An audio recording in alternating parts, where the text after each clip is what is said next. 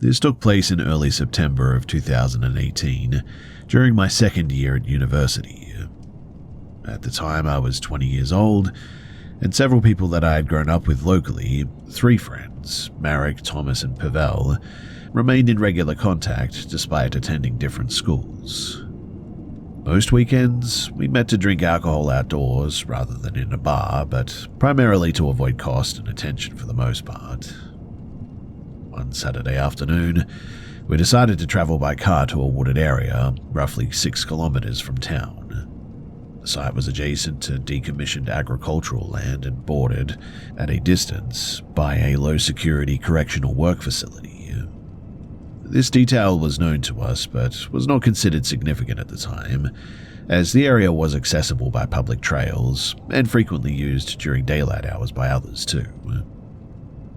Anyway, we entered the forest shortly after midday. Visibility was inconsistent due to dense growth and uneven terrain, but there was no immediate sense of danger by any means, and so we walked off the marked path and continued deeper for maybe about 40 minutes, stopping intermittently to drink some water and talk a little bit.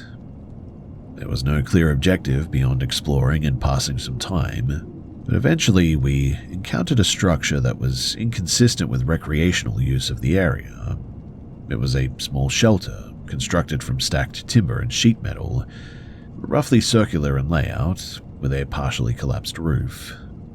Adjacent to it was a fire pit containing ash that appeared recent.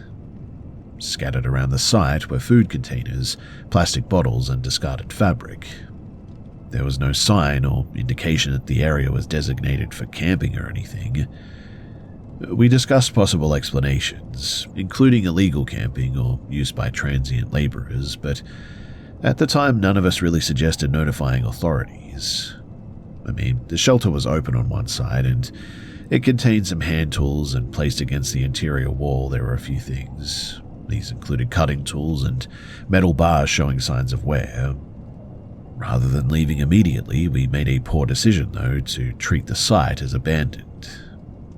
We removed several of the tools and carried them further into the forest, where we attempted to assemble a basic frame structure of our own. The effort was pretty uncoordinated and very short-lived, but by early evening, we lost interest and left the tools where they were, intending to return to them later, and then we exited the forest before dark. Now, the following weekend, we returned with the intention of using the original fire pit. We arrived later in the day, probably around sunset, bringing some food and flammable materials this time. When we reached the initial site, the shelter, though, it had been dismantled. The materials were not removed, but broken apart and scattered. The fire pit had been filled with dirt, and we inferred that someone must have discovered the tools missing and reacted by destroying the shelter or something. Despite this, though, we decided to continue. We moved maybe 30 minutes east to a more concealed location, dug a shallow pit, and started a fire. For a period, too, nothing unusual occurred. We drank some alcohol and we talked a little bit. One person was playing some music quietly, and after roughly about an hour, we observed multiple light sources moving through the forest at a distance all of a sudden. Soon after, we heard raised voices. The lights appeared to be handheld and were approaching deliberately rather than randomly. It became clear, too, that several adult men were moving toward our location. Their progress was slow due to the vegetation, but they were definitely coordinated. At this point, there was a disagreement among our group as well. 2 of us, including myself, believed immediate retreat was necessary. The other 2 felt running would draw attention and preferred to stay hidden. In the end, because of this too, we split up, and I left with Marek and moved south, deeper into the forest, attempting to avoid the lights. We used a single flashlight intermittently and shielded it as much as we could, and we sustained minor cuts while moving at speed, but after about 20 minutes, we reached a livestock fence marking the edge of the private land. Voices were still audible behind us, and with no clear path around, we crossed the fence, sustaining additional injuries in the process. But once on the other side, we followed the fence line until we reached an opening that led toward a service road. We didn't have phone signal and we couldn't contact the others, so we debated calling the police, but decided against it due to our own involvement in illegal fire use. Eventually, we exited the wooded area near some residential housing and we waited under the streetlight. Several minutes later, Thomas and Pavel emerged from a different location, and they reported that they had hidden near the fire site while the men arrived.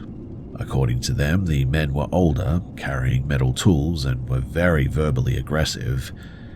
But after searching briefly, they moved away from the fire toward a pickup truck parked along a logging track, leaving the area temporarily unoccupied. Thomas and Pavel then fled in the opposite direction. We left the area after that together and we didn't return that night. But here's where things get a little creepy. So we didn't go back to that place for some time, and eventually though we found news reports about apparent bodies being buried in that forest. Allegedly the cops had found some remains down there and apparently they looked human. We never did really follow up with what that was all about, but I remember at the time feeling like we maybe had avoided being murdered or something. I don't know if those men were responsible for that, obviously, or maybe if it was someone else, but still, the fact that we were there that night, that those guys came out of nowhere, and the fact that human remains have been found there, well, it doesn't take much to put two and two together.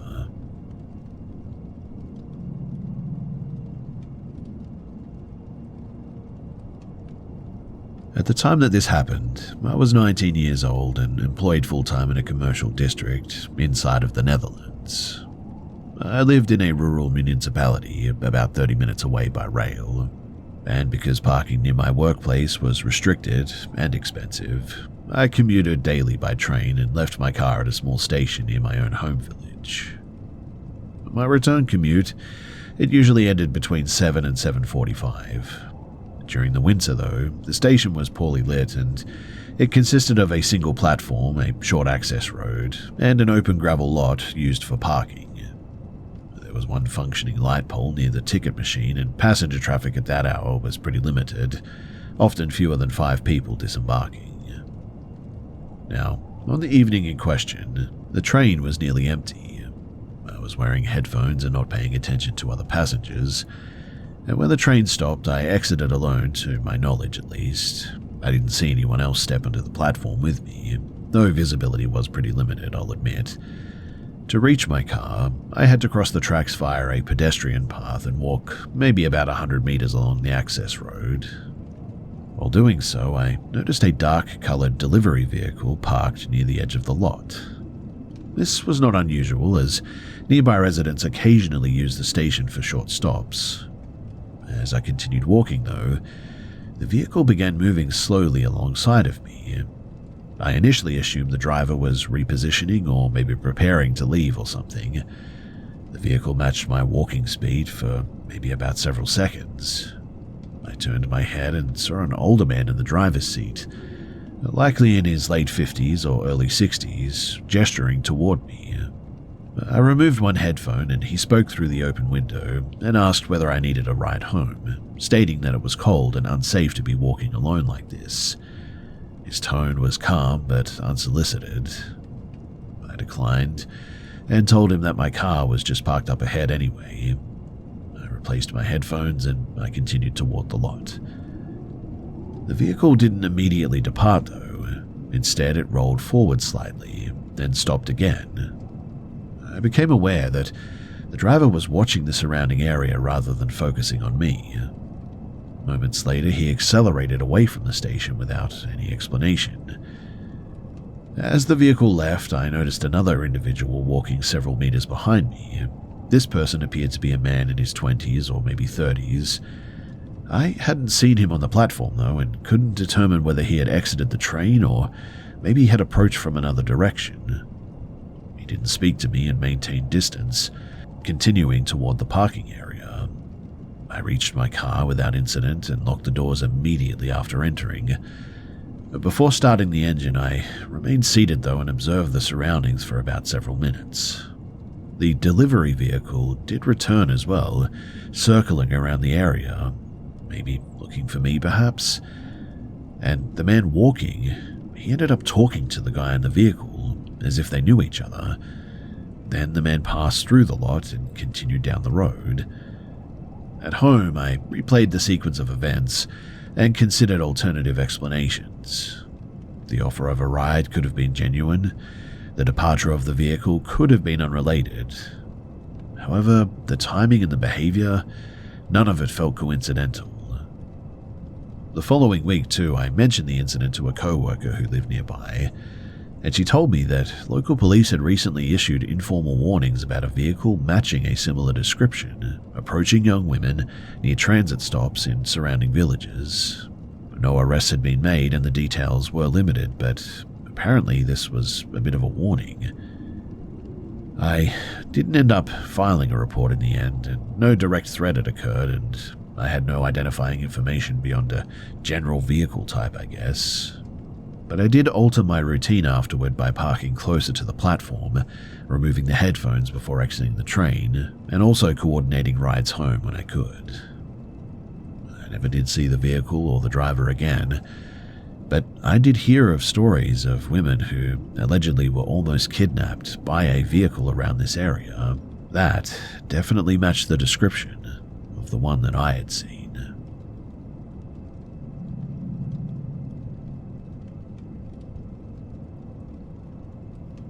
This situation developed over several months. At the time, my partner, Laura, was 19 years old and living alone in a regional town in western Germany. I lived in a neighboring state, about 90 minutes away by car, and Laura didn't own a vehicle at the time and relied on walking and public transport for daily travel. Laura worked part-time at a mid-sized home goods retailer located along a commercial strip near a residential area. Her schedule was pretty consistent, typically late afternoon into evening, and the store was within walking distance of her apartment, and she followed the same route each day. Near the end of her employment at that location, she began noticing a repeat customer. The individual did not approach staff directly and never spoke to her, but they would enter the store shortly before closing, select one or two inexpensive items, and remain inside longer than really was necessary. Their behavior was weird too. They would stare at Laura while maintaining physical distance. The individual had visible facial abnormalities that made them immediately identifiable too. Their mouth remained partially open at rest and their teeth protruded noticeably. Laura also observed cosmetic residue around their lips that appeared intentionally applied. And while unusual, this alone did not initially raise concern, as the retail environment involved frequent contact with very unfamiliar people. The concern, though, escalated after the home goods store closed permanently. You see, Laura accepted a position at a supermarket located in the same sort of commercial zone, really. It was about 200 meters away for the most part, and within days of starting that new job, the same individual appeared at the supermarket. From that point forward, the pattern became very consistent too. The individual would arrive shortly after Laura's shift began, remain inside the store for extended periods of time without browsing or doing anything really, and then leave at nearly the same time each visit, always within a few minutes of 9:30 p.m. Purchases were minimal and very repetitive, often limited to a single canned item and basic bread. Laura, though, documented that this behavior occurred regardless of weekday or weekend schedules. And on days when she worked earlier shifts, the individual didn't appear. When her schedule returned to evenings, the visits resumed immediately, though. Now, this person never really acknowledged Laura directly, and when eye contact occurred, they would turn away and move to another aisle. However, their body orientation and movement suggested continued monitoring. In fact, on one occasion, Laura took an unscheduled 3-day break due to illness, and when she returned, this person entered the store near closing time, appeared to scan the checkout area repeatedly, and only relaxed their posture once Laura was visible. Laura reported this behavior to the store management, and the response, as you can probably imagine, was very dismissive. No formal report was filed and no action was taken, despite the behavior meeting internal criteria for suspicious customer activity. What increased the perceived risk, though, was not any single action, but the persistence and the precision of the timing of everything. This person appeared to know her schedule, but never appeared early enough to plausibly discover it in store, and this always raised the possibility of external observation, either from the parking area or maybe along Laura's walking route. Now, one evening, Laura noticed the individual standing outside of the store after closing, positioned near the edge of the lot rather than the entrance. They never did approach her, but they remained stationary until she was collected by a co-worker offering a ride, and the person left immediately afterward without entering the store. But that night, Laura experienced something strange at home. So it must have been around midnight when she said that she heard somebody or something tapping on the side of the house. She went to take a look but didn't see anyone, and so initially she thought that maybe it was an animal or maybe one of the trees out the back that was tapping the house on the side of it or something. But about 5 minutes later, she swears that she heard the front doorknob being tried. It wasn't aggressive or anything, but it certainly sounded like it, is what she said to me. She contacted the police at that point, and they came out and checked the area, but by the time that they got there was no one there apparently. Within weeks of this, Laura resigned from the job and relocated to live with me. Since the move as well, there have been no further incidents. While no direct threat was ever made, and also there was no real law enforcement reports ever made too, because, well, there just wasn't really much to go off. The behavior of this person met several indicators of targeted fixation, repeated location transfer, schedule alignment, emotional response to absence, and avoidance of overt interaction, with the potential of this person stalking Laura all the way back home and even trying to break into her house. All of it exceeded what could reasonably be classified as coincidence or just benign interest. The situation only ended because Laura removed herself from the environment too, and whether it would have escalated further remains unknown, but the absence of closure doesn't reduce the concern for sure. I guess, really, it just simply marks the point at which the opportunity finally ceased.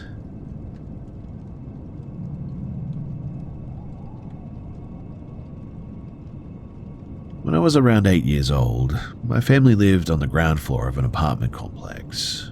The building was pretty old, with thin interior walls and inconsistent lighting due to frequent electrical issues. But one Friday evening, my parents allowed me to have several classmates stay over. There were 5 of us in all boys from the primary school. The evening followed a predictable routine: takeaway food, console games, and noise complaints from the downstairs neighbor. Sleeping arrangements, they were pretty much improvised as well. 2 beds were already in the room, mine and my older cousins, who lived with us temporarily, and some additional mattresses were placed on the floor. The door was closed but not locked, and the hallway light outside the room was left on, as was pretty common when guests stayed over. Everyone fell asleep gradually, and I remained awake longer than the others, partly due to excitement and also partly because I always had difficulty sleeping in noisy environments. I was sitting upright against my bed frame, looking through some magazines using a small desk lamp angled toward the wall. Shortly after turning off the lamp, I noticed a change in the light pattern on the opposite wall. The hallway light was still on, and something was sort of partially blocking it. At first I assumed someone had walked past the room, but then the obstruction stopped moving. What appeared on the wall was the silhouette of an adult-sized person crouched low, close to the floor. The shape was not static, and it sort of shifted slightly as if adjusting balance, but I could see the outline of shoulders and an arm extended forward.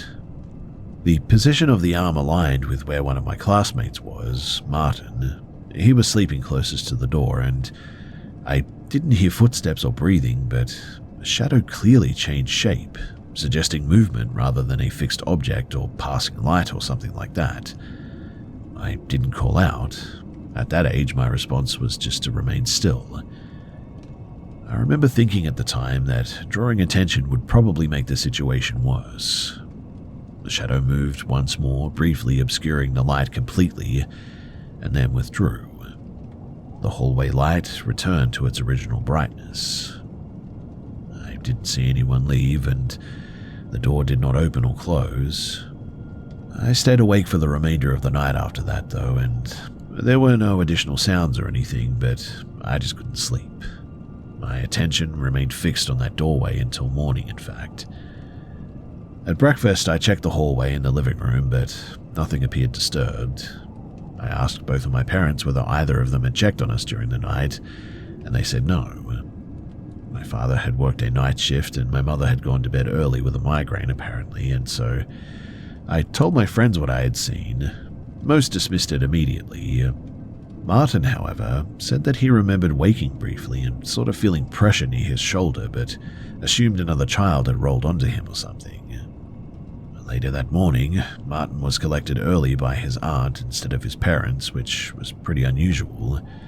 I overheard my mother speaking quietly with her in the entryway, and after everyone had left, I asked why Martin had gone home ahead of schedule that day. My mother told me that apparently there had been a death in the family overnight. His grandfather, who had lived in the same apartment block but in a different stairwell, had died sometime after midnight. Emergency services had attended the building, but unfortunately he was just gone. No further explanation was offered, and at the time I didn't connect this information to what I had seen, but in the following weeks I paid close attention to that hallway light and the space under my door. Nothing similar ever happened again, but years later I learned that the building had a history of unauthorized entry due to a faulty rear door that often failed to latch properly. Residents had reported individuals wandering the corridors at night, usually relatives or acquaintances of tenants or whatnot. And so, when I think back about that moment, I often wonder if it was maybe a person had broken in or something, or maybe it was something more paranormal. Really, I'm not sure what to make of it, but I know that I saw someone there, and that's what really sits with me all these years later.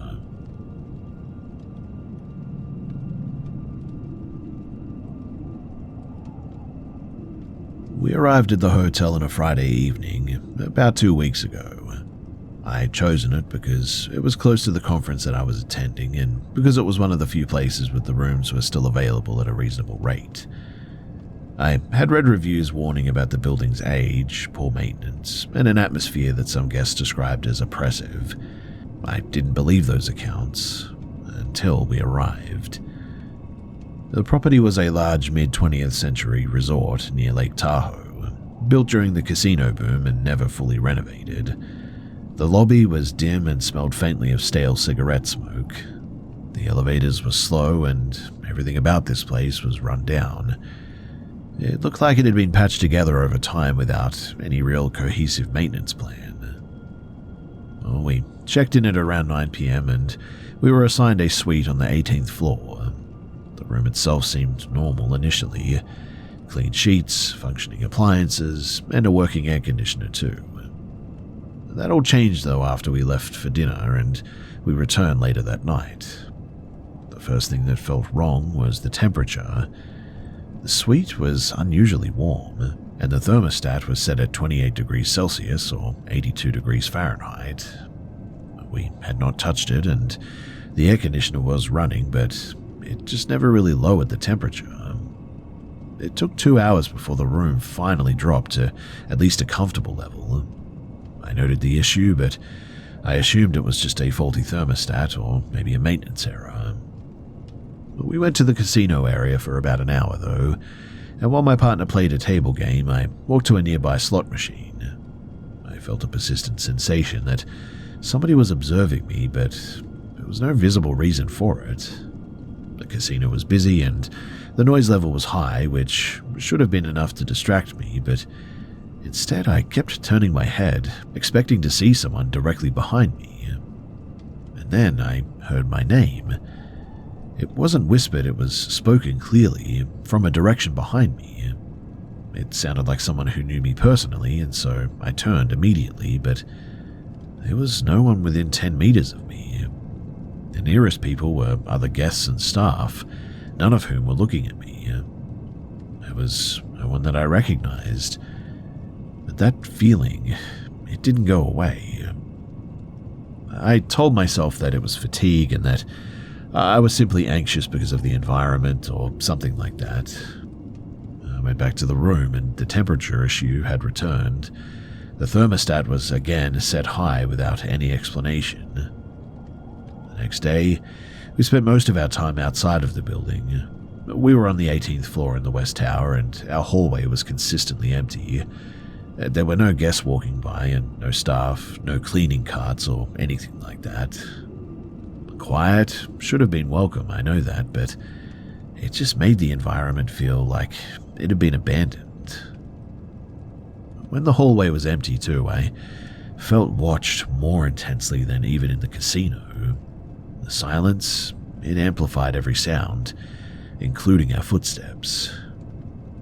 I avoided leaving the room alone. The corridor light was low and the carpet had worn patches that made the space feel really neglected. The elevator ride was always intense, even when other people were present.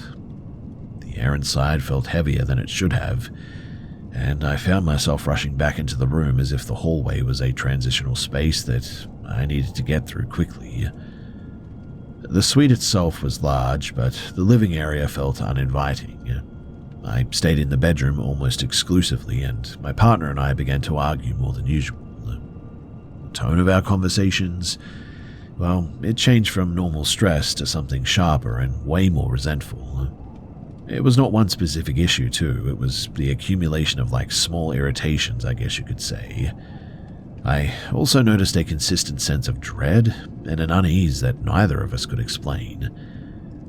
At night, I slept with the lights on there. The room was quiet, but I heard noises like somebody pressing buttons or toggling switches all night. It sounded like a phone keypad or maybe a wall-mounted control panel being used. I didn't have any electronic device active that could make those sounds, but the noises occurred repeatedly, usually when I was trying to fall asleep.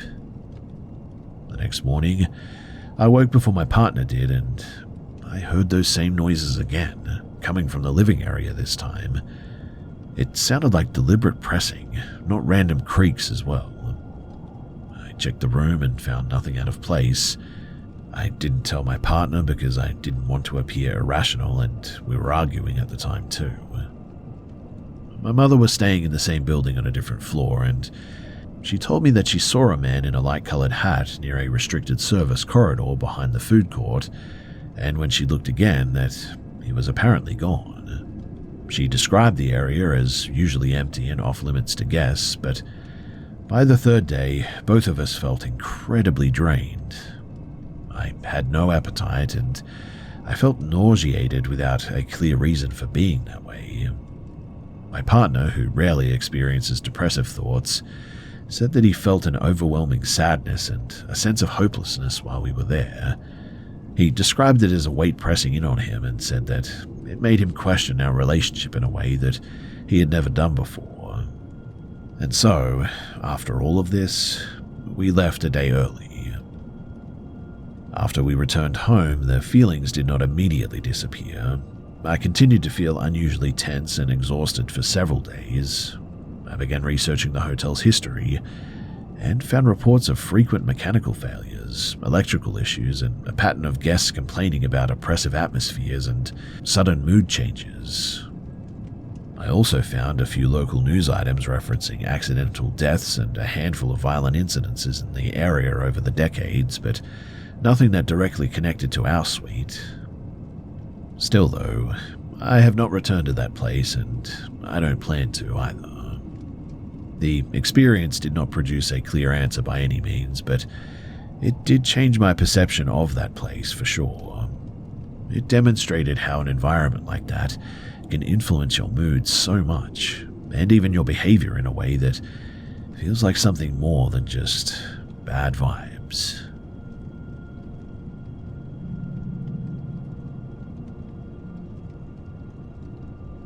I was 21 at the time that this happened, and my then girlfriend and I were staying at my parents' house while they were away.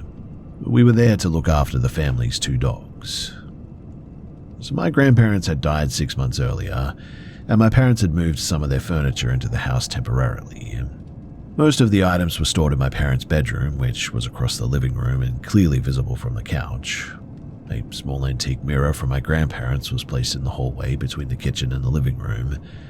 It looked out of place and had a sort of odd presence in the space. Both dogs refused to go near that bedroom, though. They would approach the doorway, sniff, and then retreat quickly every single time. They didn't show fear elsewhere in the house, and only around that room, and only since that stuff had been moved in there. The atmosphere there was consistently tense as well, but I didn't pay too much attention to it, until the first incident, that is. So during our stay, both of us caught a very severe flu. I had a very high fever and a throat infection, and my girlfriend was also unwell, though not as bad as I was. We spent most of the days inside, sleeping and just resting. I was particularly disoriented because I was running a fever and had trouble concentrating, but one evening we were on the couch watching a comedy film. The dogs were lying beside us, and my girlfriend fell asleep at some stage. And as I was drifting off, I heard a deliberate throat clear from the hallway area near the antique chair. It was a distinct ahem sort of sound, sharp and intentional. At first, I assumed it was a symptom of my illness or a dream or something, but that's when I noticed that the dogs reacted immediately too. Both dogs lifted their heads and stared toward the hallway, their ears forward, and they were clearly alert. I whispered to my girlfriend, "Did you hear that?" She woke up and said, "Yes, was that you?" I told her that it wasn't me. We stayed quiet after that, both of us unsettled, and we didn't discuss it further that night. The following day, we were still sick and pretty lethargic. I spent the day playing a video game while my girlfriend rested, and at one point I noticed the oldest dog, Elsa, was missing. I searched the house, checking each room methodically, and eventually I entered my parents' bedroom to look for her. The room was dark and still. The bed was made, but in the center of it was a wire laundry basket placed perfectly flat. It was a lightweight metal mesh basket, and I did not recall moving it there. It looked like somebody had deliberately set it there, but Elsa was not in the room, and I later found her under a blanket in the living room. That evening, we returned to the living room with the dogs, and probably around 10:30 at night, we decided to go to bed, and the dogs followed us into my old room and settled down, and as soon as we lay down, we heard a loud crash come from somewhere inside of the house. The sound was heavy enough, too, to make us both sit up immediately. I shouted, "What was that? Did someone break in?" So I quickly grabbed a kitchen knife and started checking the house. I moved slowly, room by room, trying not to cough as I was going, keeping my eyes on every corner. The dogs followed me, and they were visibly tense too. I found nothing unusual in the kitchen or the living room. In fact, the house was quiet. I began to doubt myself and wondered if my illness was causing paranoia or something, but when I reached my parents' bedroom, I saw the wire basket from earlier, but it was now on the floor, upside down. The bed had a very thick mattress and soft bedding, and there was just no way that that basket could have fallen off the bed like that, at least not without enough force to cause a loud crash unless it was pushed or thrown or something. The basket was also positioned in a way that suggested that it had been flipped and dropped, not just randomly pushed. I called my girlfriend into the room. She looked at it and didn't speak for a while. We both stood there trying to make sense of it. There was no sign of forced entry anywhere, no footprints in the snow outside. I did check that, even though I was running a fever, and no other noises. We didn't see anyone, and the dogs remained very tense, and they just refused to enter the bedroom. After that night, though, we left early, and we didn't stay the last day that we were supposed to. We told ourselves that it was stress and illness, but the incidents just didn't fit a rational pattern by any means. The experiences still stay with me too, and I still don't have a clear explanation for what happened that day, and I haven't returned to that house since then, at least not alone, that is. It's not a story that I tell often as well, because it feels too close to the possibility that something was watching us or testing boundaries in a way that was not purely psychological, and I'm just not really comfortable with that sort of answer to the whole thing. I'm certainly not someone who believes in the paranormal by any means, and so the whole thing was just really odd, and again, I just still do not have an explanation for any of it.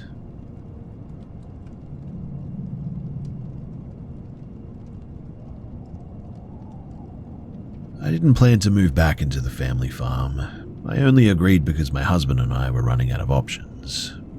We were living in a rented house in rural Pennsylvania when my grandmother died in 2015.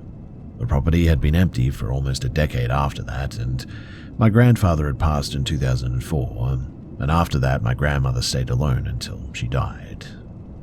The house, it belonged to my family trust, and the land, 165 acres, was still technically ours, but nobody was living there. I returned to the property in late 2025 because we had no other choice. My husband had taken a remote job and I was working from home. The plan was simple: move in, clean up, sell what we didn't need, and either renovate or sell the house. I told myself that I was only doing it for practical reasons, but I was aware of the stories.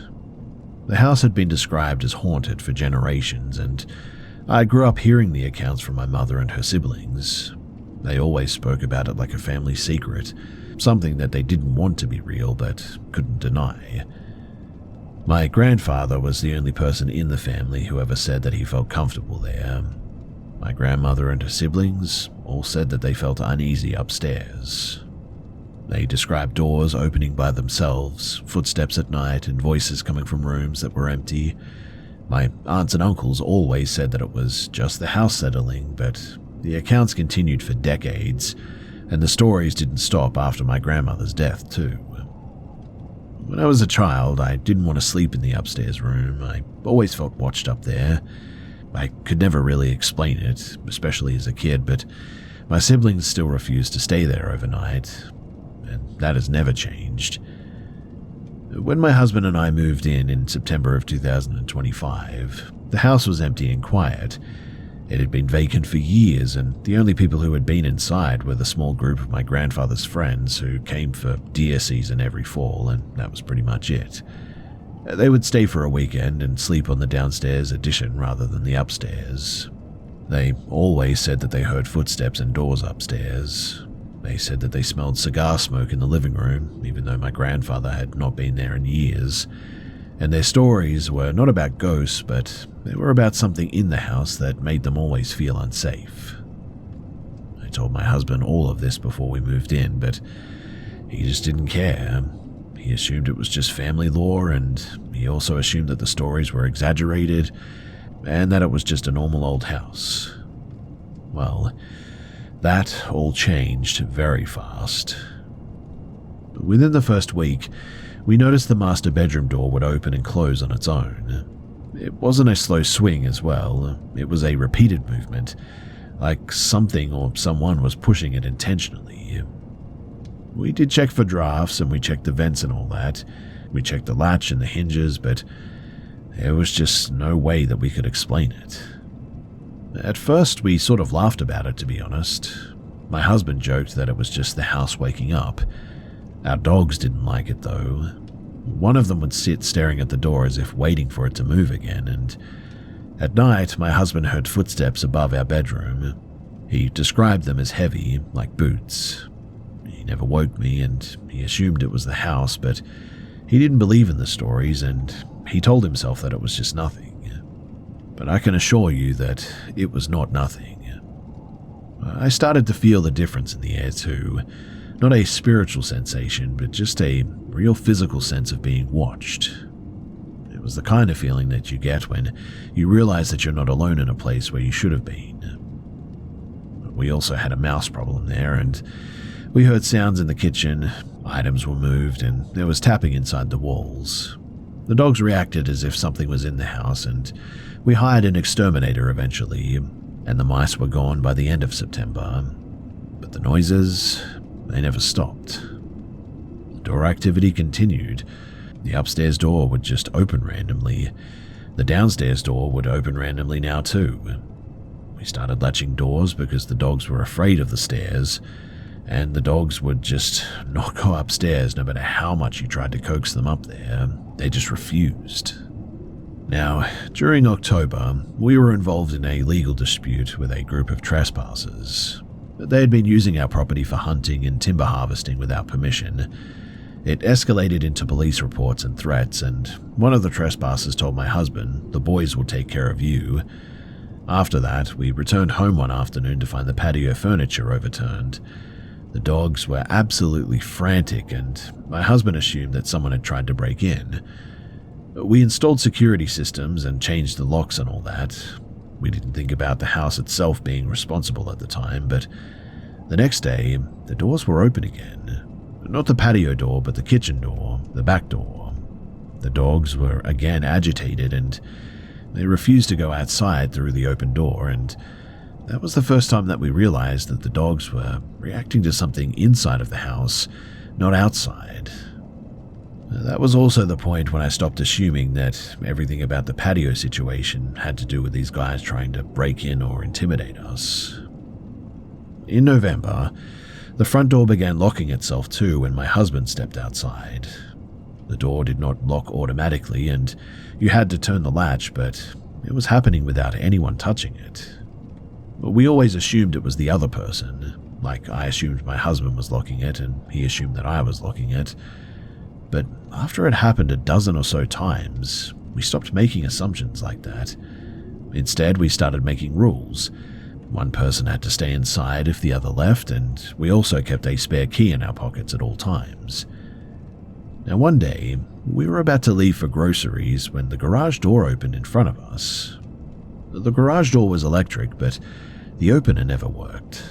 The door opened without anyone touching it, which was really weird.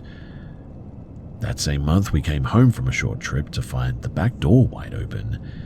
The dogs were absolutely mental, barking, and still they had not left the house. The door was open from the inside, but nothing was missing. Nothing was stolen. The dogs never calmed down. I mean, they genuinely seemed scared, too. We began to see a pattern. The house was moving things, opening doors, causing the dogs to react, and it was no longer subtle by any means. The dog's behavior became the most alarming thing, though. Our scent hound started staring at the kitchen wall, growling at nothing. The sheepdog that we had, a guardian breed, began sleeping in the entryway between the living room and the kitchen. She would not leave that spot, and she only ever moved if we moved. She watched the kitchen all night, and we tried to sleep with the dogs in our bedroom, but the dogs just always panicked. They would scratch at the door and bark, and they would not stay inside. At that point, my husband began to stop laughing at the stories, and he began to take it a bit more seriously.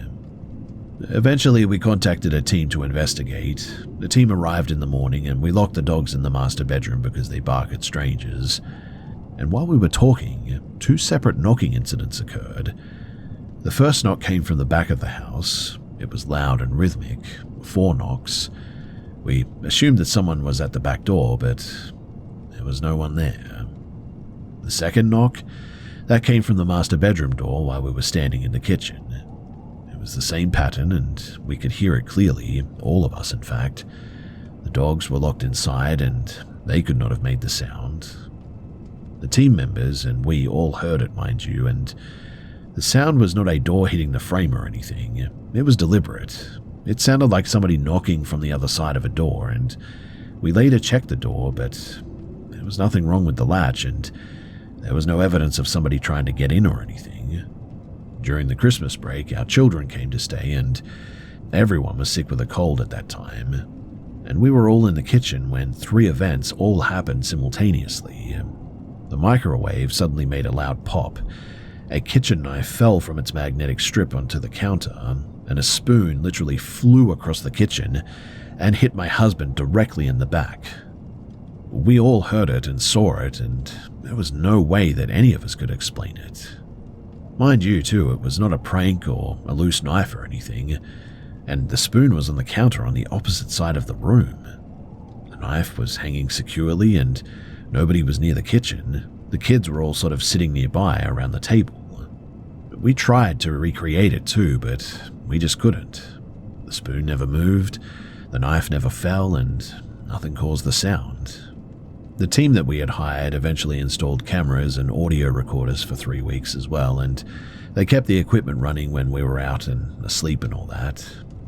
The result was anything but normal too. Audio recordings captured repeated sounds of footsteps and slamming doors. Motion cameras triggered without any visible cause. Cameras captured an object moving in a loop through the dining room and then disappearing into the ceiling. The temperature sensors recorded sudden drops of more than 10 degrees in multiple rooms, just all of a sudden. The drops were always short, but they never did correlate to outside temperature or drafts or anything. But the most unsettling part was that the activity was not consistent. It didn't follow a pattern and it didn't repeat the same actions. In fact, it was really erratic. And that meant that it was not simply a structural issue or a normal house settling sort of thing. It also meant that it was not tied to any other person. In the end, too, the team concluded that it was not a demonic presence. They ruled out a human spirit because the activity predated the deaths in the house, and they also found no record of any burial sites or settlements on the property. They ruled out a poltergeist tied to a specific person, and in the end, they just could not explain what it actually was. The only reasonable theory was that something had attached itself to the house and that it had been there for over a century at this point. The activity, though, definitely all centered around the upstairs bedroom and the kitchen directly below it, and it seemed to focus on opening and closing doors, moving objects, and creating disturbances in those areas. We never did solve what this problem was, and we never tried to, exorcise it or anything. We didn't drive it away, and the only thing that we did was make the house more livable, I suppose. We installed security systems, added salt lines across thresholds. We didn't believe in any of this stuff, but we tried it. We just tried to prevent the house from, taking control in the end. The house never stopped completely too, but the activity did decrease a little bit. The dog stopped reacting as intensely, the door stopped opening randomly as often, and the knocking eventually stopped. We still live there as well, and we still feel uneasy sometimes. We hear noises that make us stop and listen, but we've learned to live with it, I suppose. Like you learn to live with a dangerous animal on the property or something. Never fully trusting it, but always respecting it and always keeping the doors locked. We're not sure if the intensity will return or not, but we only know that it's been here longer than any of us have been alive, and I think that that is probably what scares me the most.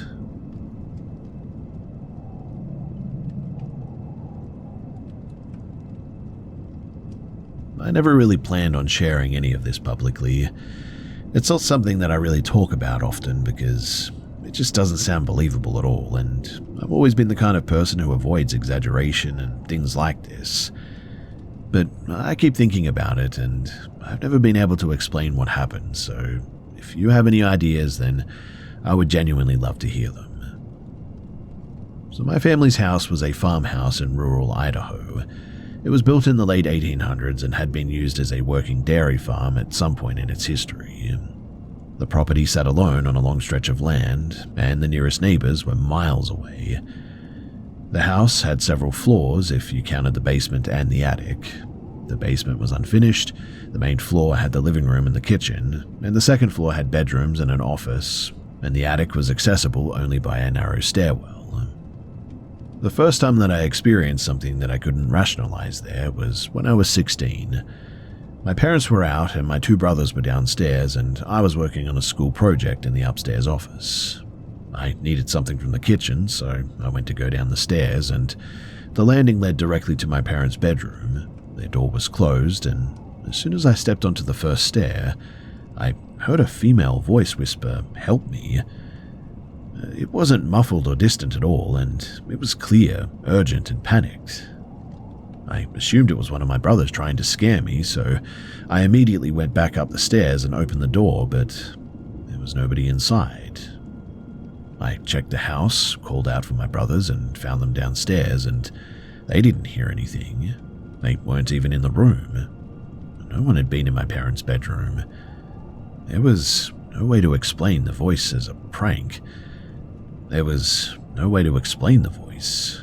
There was no sound source, and I felt a sense of dread, and I left the house as soon as I could after that. That wasn't the only time something strange happened there, but it was the first time that I realized that the house didn't behave like a normal one did. Over the years, too, I had 3 different people independently report seeing the same figure in the house.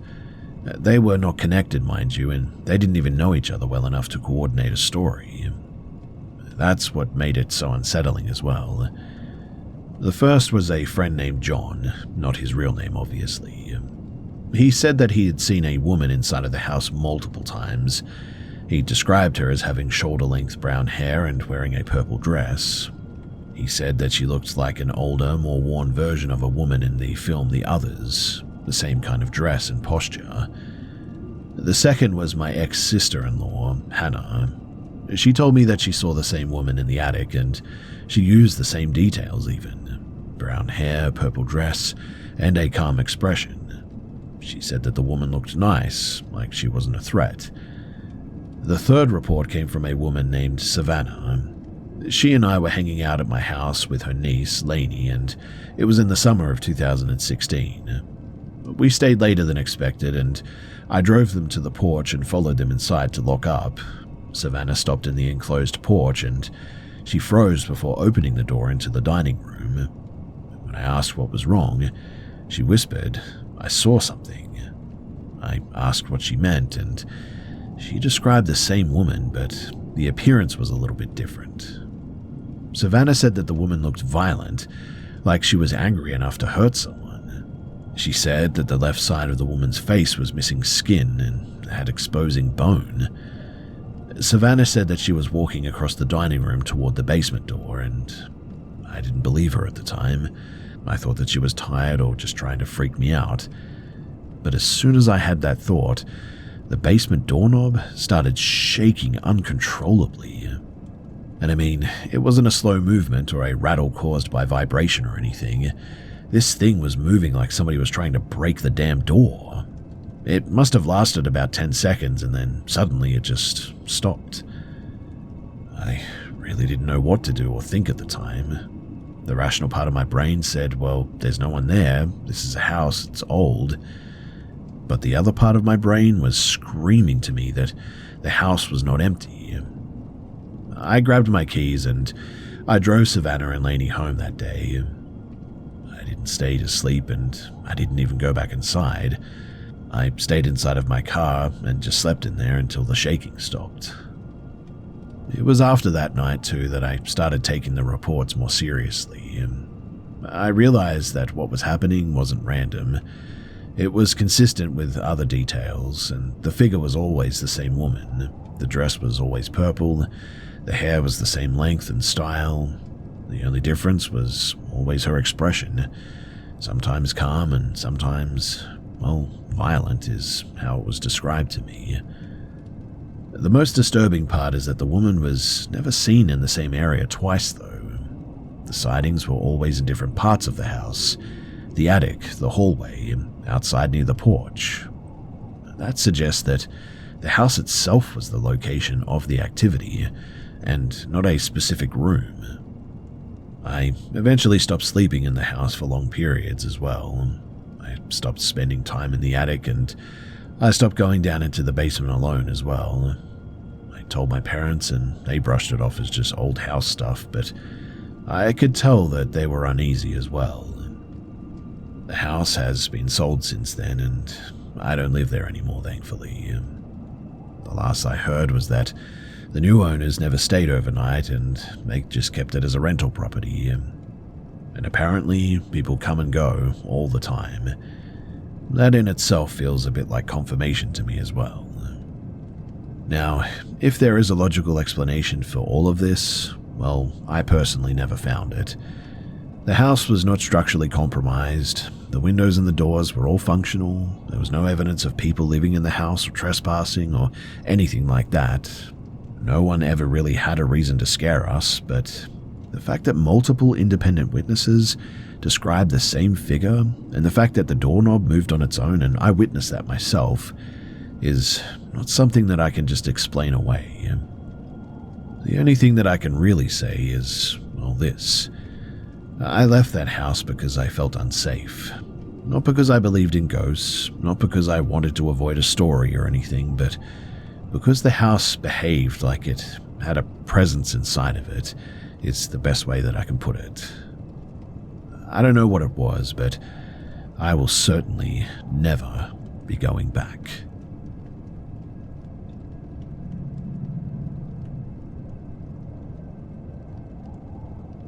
My uncle rarely talks about this incident, and when he does, he avoids any details that might sound like a ghost story. He describes it in a way that makes it feel more like a report, because I guess that's how he processes it. What I mean is that he's just not the kind of person to embellish. So this happened in a rural area of Nebraska, where farms are spread out and each property has its own house. The nearest neighbor, they were at least a mile away, and people in that region are used to isolation. They're used to being alone at night. My uncle was close to a man from a neighboring farm. His name was Dale, and they were related through the extended family tree, so they were both neighbors and sort of distant cousins. They worked together sometimes and shared tools and often drank together after long days. But drinking was a part of their social life, and Dale was known for being especially heavy. His family had stopped trying to control it, and it was really just how he lived. One evening, though, Dale didn't come home. At first, nobody worried. I mean, he often disappeared for a night or two and would show up somewhere down the road the next day. People assumed that he had passed out in a field or a barn or something. But a week went by without any sign of him, and that's when people started looking. They found him on the side of a highway, in a drainage ditch. He had been hit by a vehicle, and his body had been there long enough for decomposition to be advanced. The official conclusion was that he had been struck, and he was thrown into the ditch and left undiscovered for several days. It was a tragic accident, and the family accepted it as such as well. The detail, though, that mattered later was that Dale and my uncle had purchased matching shirts a few months before his death. They were expensive shirts too, bought for special events, weddings, church gatherings, celebrations. The shirts were identical in style and pattern. They were the kind of clothing that a man would keep for years and only wear occasionally. In late January, my uncle had to travel to a wedding about 80 miles away, and he wore the matching shirt because he wanted to look presentable, and it was really the only clean one that he had that fit the dress code. The wedding, it ended pretty late that day, and he drove home as far as the highway, then parked his truck because he didn't want to risk driving in a heavy fog like this while he was so tired. The area was pretty dark, the roads were empty, and he didn't want to wake anyone. So he parked up and he chose to walk the remaining distance, about 4 miles through fields and along a gravel track. He walked slowly at first. I mean, it was winter and the cold made him move carefully. The route crossed a small bridge over a drainage canal, and there were no streetlights. The only visibility came from the moon and the headlights of passing trucks every now and then. He was halfway across the bridge too when he suddenly heard laughter. Not a distant laugh too, and not a muffled sound. A clear human laugh coming from the side of the road. Upon hearing it, he stopped. He looked around and saw a man standing near the guardrail facing him. It was Dale. Not a blurred figure and not a shadow, but a fully visible man standing in winter clothing, the same posture that he used to have, the same expression even. He was looking directly at my uncle, and his face was familiar in a way that made my uncle's stomach tighten. Dale spoke without moving his lips in a way that could be mistaken for a trick of light, but The voice was audible and normal, but the words just didn't make sense. But then he said, "Oh, you're wearing the shirt." My uncle didn't stop to question it. He didn't stand there to prove that he was sane. Instead, he ran. He ran without looking back, across the bridge, into the fields, over uneven ground. He ran for nearly 3 miles, and he said that later that his lungs felt like they were burning and his legs felt like they were about to collapse under him. When he reached home, he was shaking as well, and he was sweating in freezing weather. He didn't say a word. He ripped off the shirt immediately, threw it into the yard, and set it on fire with a lighter. Only after the shirt was destroyed did he tell his family what he had seen. His family didn't believe him at first. They assumed that he was tired or affected by alcohol or stress or something. But the next morning, his other cousin, Dale's sister, called. She said that she had seen the same man apparently. She was driving home from the town store at around 10, and she had crossed the same bridge, and she saw a figure standing near the guardrail staring at the road. She didn't stop, but she did call her husband afterward and told him that she felt like she had seen someone who shouldn't have been there. Then Dale's mother called, and she said that she had been out walking her dog near the canal earlier that week, and she saw a man standing on the bridge as well, who she thought was Dale, but she knew that he was dead, and so she turned around and left immediately. After that, nobody in the family ever went near that bridge at night again. The part that made it worse, though, was that the sightings were not limited to one person. Multiple family members reported seeing the same figure in the same location, wearing the same clothing. That was not something that anyone could rationalize away as a hallucination or a coincidence. And trust me, these people aren't the sort of people to make stories up like this. After this, the family stopped speaking openly about it too. They didn't want to attract attention, and they didn't want anyone to think that they were unstable as well. But the bridge, it became a place that nobody would cross at night.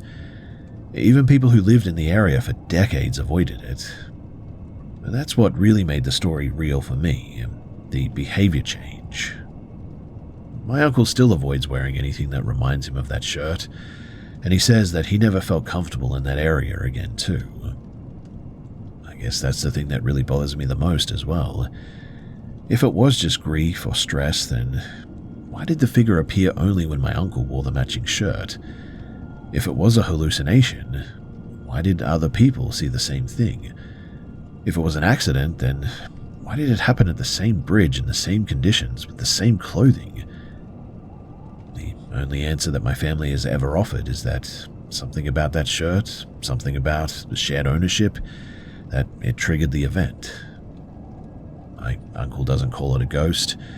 He doesn't label it at all, in fact. He just always says it was him. It was the only thing that made sense, and it was not something that I want to ever see again.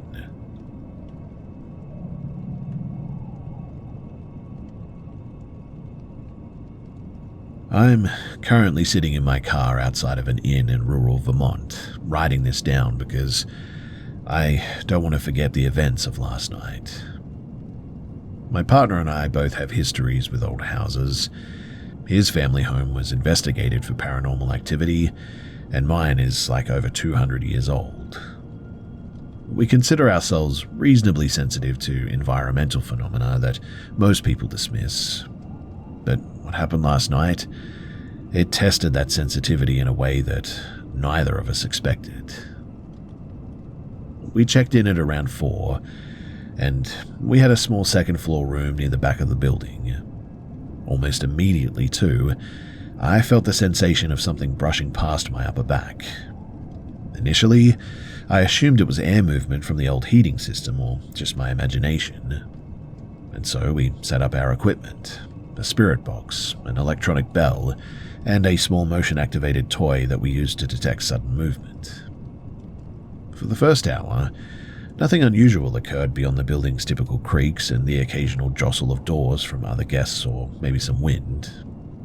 But at about 5:15, I was in the bathroom when the motion toy across from the sink suddenly activated. I checked it repeatedly, touched the desk, moved around the toy, even tapped it to see if it was just malfunctioning. Nothing triggered it after the initial activation, and later, during a tour of the basement, we realized that this spot corresponded exactly to where a previous guest had reported a serious incident involving a fall in the cellar. After dinner, though, we returned to the room with a bottle of wine and resumed the testing equipment. The spirit box produced nothing meaningful, and my partner and I were sort of preparing for bed when, around 10:30, several events occurred simultaneously. The motion toy began activating on its own, the electrical bell chimed without input, and a faint perfume-like scent filled the room. My partner, already exhausted, told me to ignore it and just to try to go to sleep. Now, at around 11:30, while my partner was asleep, I heard dragging noises coming from the attic. The noise suggested heavy objects being moved and then dropped, and following that, I heard footsteps in the hallway outside of my room. I woke my partner, who instructed me to stay calm, and after a brief pause in the noises, I returned to bed, but I remained alert for sure. At 12:30, I had been asleep only for about 15 minutes when the motion toy activated continuously, accompanied by the same perfume smell. I had to use the bathroom at this point, but I hesitated. At 1 a.m., I finally walked past the device. Nothing triggered it physically, but when I returned to the bed, the footsteps resumed. At around 1:45, I verbally prompted any presence to interact with the device, and the toy immediately began going off. My partner stayed awake with me after that until I could calm down. By 3 o'clock, he was awake as well, and there were 6 hard knocks on the door, followed by an attempt to turn the doorknob multiple times. The door was locked, but the force and the repetition were enough to make both of us very tense. Without warning, too, the bed shifted violently as if somebody had grabbed it and pulled it.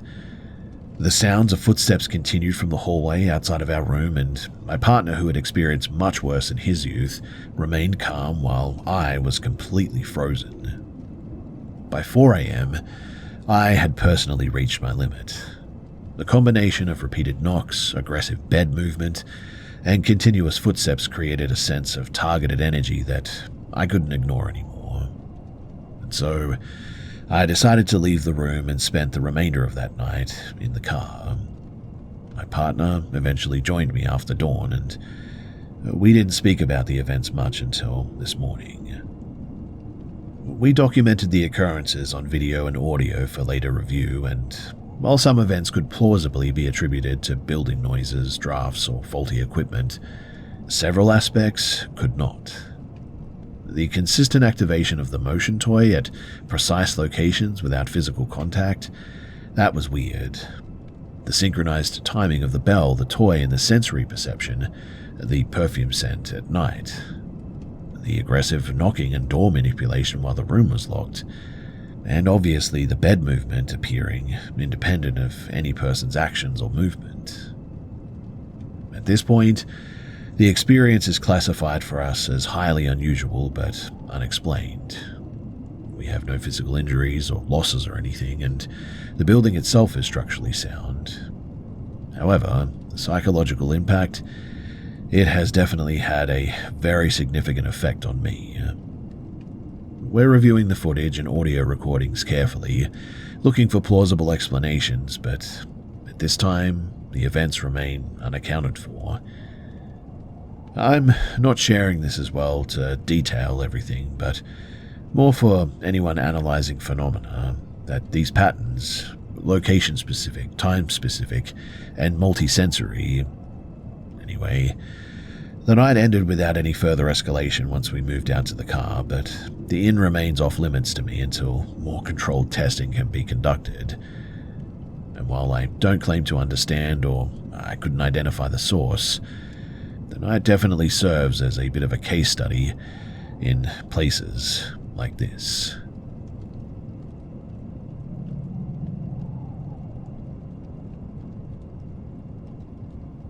This happened on January 2nd of 2019 in Bristol, England, in my parents' home. My sister and her partner and we were staying there because they were between apartments. My parents were out of the country for a week, and the house itself is a normal suburban build, nothing historic or unusual. The only odd thing really is the hallway. It has a long straight line of sight from the living room to the front door, with no doors or breaks in the corridor. To be honest, it feels like a really long tunnel almost. The kind of hallway where you can't see around corners or anything. Now, the day started like most after a New Year's night. I was pretty exhausted, hungover, and emotionally drained. I had walked home from a party the night before, about 7 kilometers away, and it took me nearly 3 hours to get home. I was physically okay, but I was just drained. I fell asleep at around 8 a.m. and I must have woken up at around 1 p.m. My family dog Rex was in the house. He's a medium-sized mixed breed, and he had a strong routine at the time. When he wanted to go out, he would whine softly and sit by the door, and that morning I woke up to a low, repetitive whine from the foot of the bed. It took a moment for me to register, but it was Rex. So I got up and I put on my coat, and I took him outside. The weather was pretty cold that day, about 2 degrees, with wind that made it feel much colder. The walk was uncomfortable, but I didn't feel unsafe. Rex was calm, and we returned after 10 minutes, and I let him loose in the living room eventually. He immediately became playful, running around and pushing at my legs like he wanted attention. I gave him a chew bone and returned to bed eventually, and I must have gone back to sleep or fallen asleep for a few hours. I woke up at around 3, made some coffee, and sat down in the living room to eat a little bit. The living room is open plan and visible from most parts of the house. The hallway is the only place that you can't see from there, and it leads to the bathrooms and the bedrooms, and the front door obviously. But even during the day, the hallway just always has a different feel to it, like the air changes when you cross that threshold. I've never really liked that passage too, not because I believe in ghosts, but because my body reacts to it. It triggers a sort of stress response, I guess, a sharp tightening across the shoulders, and a rush of adrenaline and the feeling of being watched from behind. Not in a vague way too, but in a very specific and sort of physical way, like somebody is close enough to touch my neck. Well, that day I noticed it again while I was eating. I felt a pressure behind me as if someone had stepped into the hallway and was standing there waiting. I didn't turn around immediately. I waited for the feeling to pass, but this time it didn't. Instead, the sensation intensified, like the pressure was shifting closer. I kept my eyes on the TV, trying to convince myself that it was just my anxiety. I mean, I was still hungover, and that kind of thing can exaggerate normal fear responses. At around 10:30 p.m., my sister and her partner returned from their own New Year's celebration. The house was quiet, Rex was calm, just lying on the rug. We spoke for a few minutes and then decided to watch a movie. We all sat on the couch. My sister's partner had a beer and she didn't because she was pregnant. I was tired and I felt a bit unsettled. Now, at about 11:45, we decided to go to bed. The three of us went to our separate rooms and I lay down and put on a YouTube video to fall asleep and sort of drifted.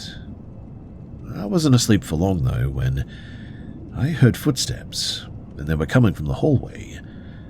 Not slow steps and not cautious ones. It sounded like someone was walking quickly toward the front door, then the sound of the door opening, a clear heavy click.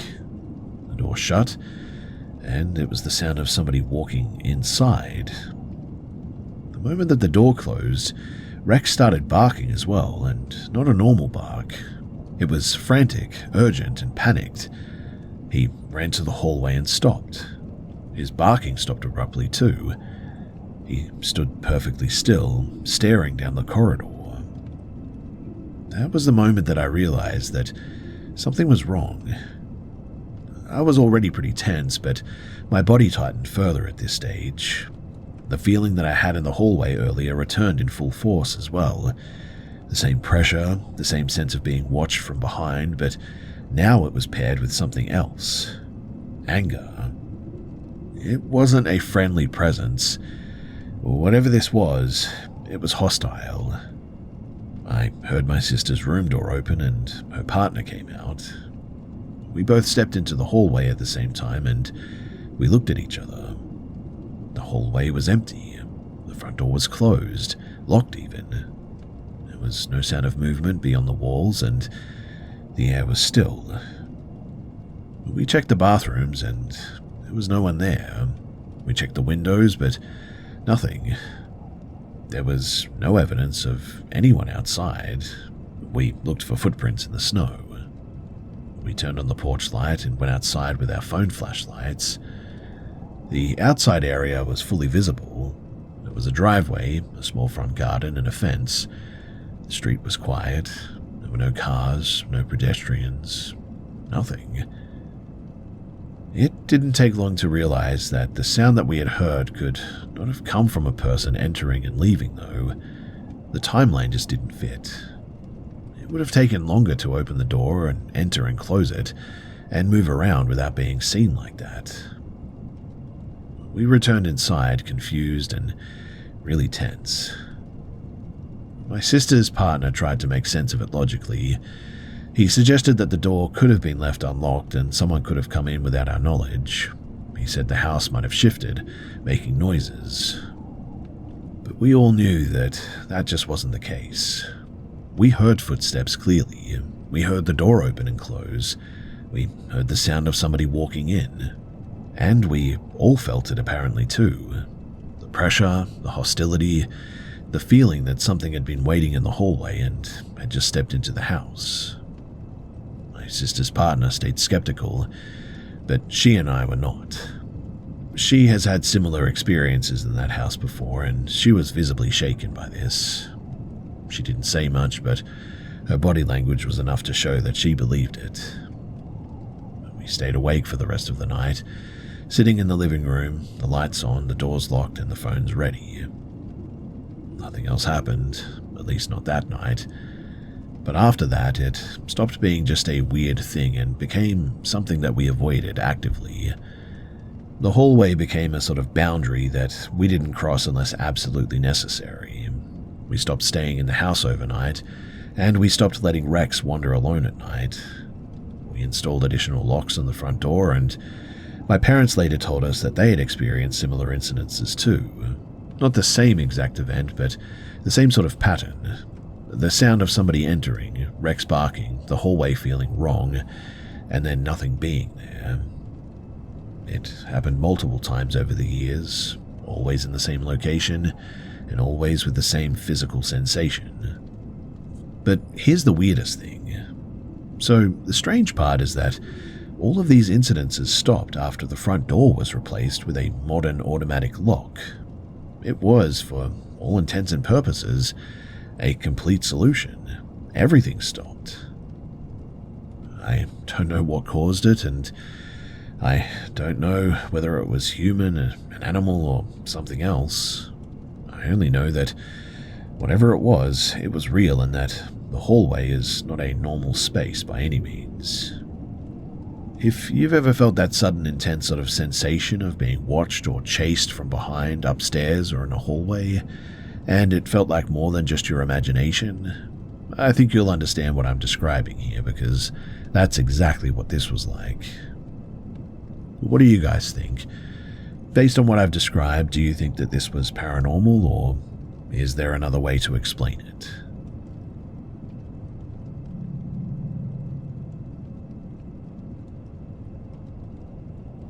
In late 2012, I was alone in my flat in a working-class area of Birmingham. My partner had taken our son to visit her parents for the weekend, and I was editing a short film project at the dining table under a deadline that I couldn't miss. The work took longer than expected, and I didn't stop until 10 p.m. I was tired, hungry, and I knew that I had to get out for a break before my focus completely collapsed. I decided to walk to the nearest pub for a quick drink and to buy some food on the way back. I grabbed my jacket and shut the front door behind me. The building was a terraced house converted into flats, with the front door opening directly onto the sidewalk. As I pulled the door closer, I heard a voice in my ear that was not spoken aloud, but sounded like someone standing right behind me. It was a direct insult, racially charged and aggressive, delivered in a clear tone that matched the local accent. I reacted immediately, turning around with the intent to confront whoever was there. But the street was empty. Nobody was visible in the immediate area, and there were no sounds indicating that somebody was even nearby. I stood there for a moment, trying to rationalize what had happened. The logical explanation was that I had imagined it. The irrational explanation was that someone had been close enough to whisper, but had completely disappeared. I chose the rational option, telling myself that I was stressed and tired, and I continued toward the pub. I walked down the underpass that led underneath the main road, then across 2 side streets. The route required crossing a major road that cut through the center of town. The pedestrian crossing was a few meters ahead, but when I reached it, the streetlight wasn't working. The area was poorly lit, and the road noise made it difficult to hear anything other than the traffic. At that moment, 3 men appeared from the darkness near the underpass exit. They were dressed in heavy boots and jackets with close-cropped hair. They stepped into the street in a loose formation, speaking loudly. The words that they said were the same racist insult that I had heard earlier, repeated exactly in the same order, and with the same cadence even. The situation became immediately dangerous. I had no time to think beyond one objective: get out of their range. I moved quickly across the road, using the barriers as a cover, and stopped at a safer distance on the sidewalk. I turned to face them and spoke loudly, not because I was confident, but because I wanted to appear unafraid. I used the only strategy that I could think of at the time: assert dominance through noise and posture. The men, they stopped advancing. They stayed at the edge of the dark area watching me. Their body language suggested that they were waiting to see whether I would back down or not. I maintained eye contact until they turned away and eventually disappeared into the darkness. When I reached the pub, my hands were shaking. I didn't drink, and I ate quickly and returned home immediately. I didn't feel relieved until I was inside that flat with the door locked behind me that day. The most troubling part of the event is not the encounter itself as well, but timing of the warning. The voice in my ear occurred minutes before the attack, and if I had not have heard it, I think that I would have approached the crossing without caution. I would have been unaware of the threat until it was too late. That warning, it gave me an edge that prevented a potential fatal situation. Over the years, I have had other incidences that could be classified as intuition or premonition, but none with the same level of immediacy or consequence like this. When I later learned too, through a DNA test, that I had Jamaican and West African ancestry, I connected it to a family story that I had never fully understood. My paternal relatives told me that my grandmother was known for experiencing strong warnings before significant events. She described them as sudden sensations, often accompanied by a feeling of danger that forced her to change her actions. I don't fully claim to understand what happened that night. I don't know whether the voice was a psychological response, a coincidence, or something else. But the event, it stayed with me because the outcome was measurable. I was warned, and I avoided harm that day. The warning, it didn't save me from a minor threat too. It potentially prevented a serious injury, or maybe something even worse than that.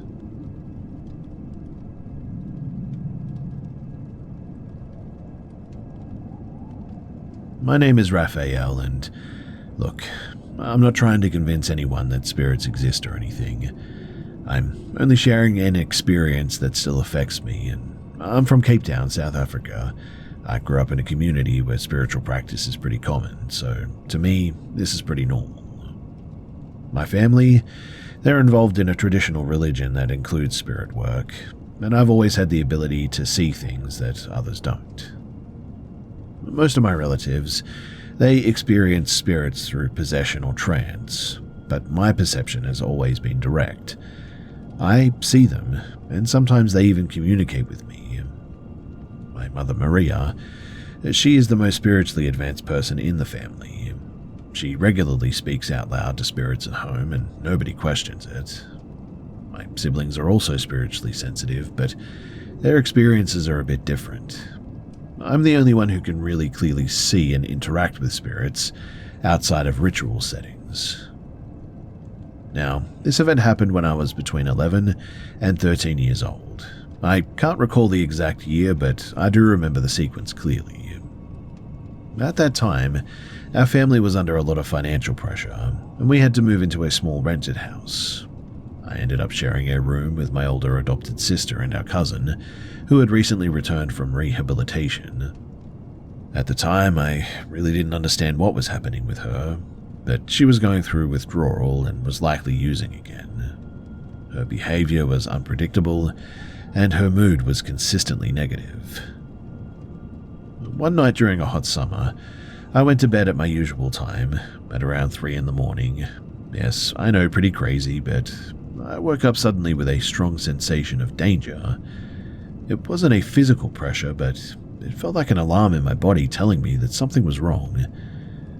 I looked around the room and noticed a tall figure standing over my cousin's bed. It was too tall to be a normal person as well, and its shape was distorted like a shadow stretched by the light. It had no hair, no visible facial features, and its presence felt completely hostile. I remained still, watching it for what I estimated to be about half an hour. I didn't feel physically unable to move or anything, but I just chose not to. I was waiting for it to leave, really, but it didn't.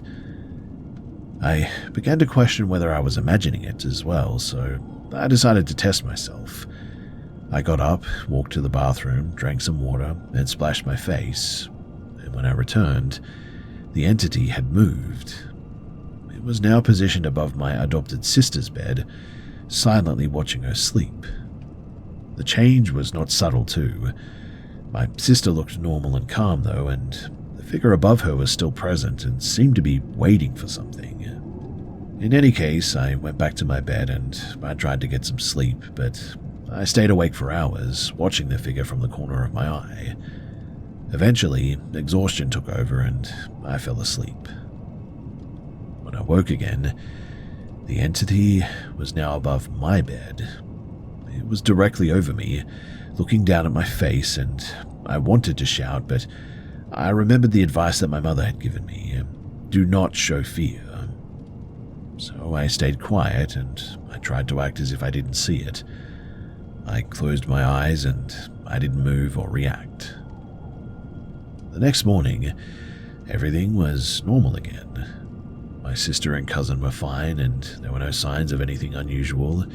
The entity didn't return, but I've never forgotten the feeling of being watched by something that didn't belong to the same world as us.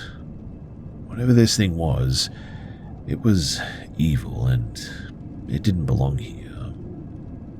I've encountered other spirits since then, but this was the only one that ever made me feel genuinely unsafe. It wasn't a simple presence. It felt like a predator assessing its target. Since that night, whenever I sense a spirit that feels negative as well, I avoid acknowledging it and I keep my expression neutral and pretend that I don't see it, because I don't want to attract attention or provoke something. Like I said, I'm not sharing this to try and convince anyone, but I just want to get it off my chest, and so yeah, thanks for listening.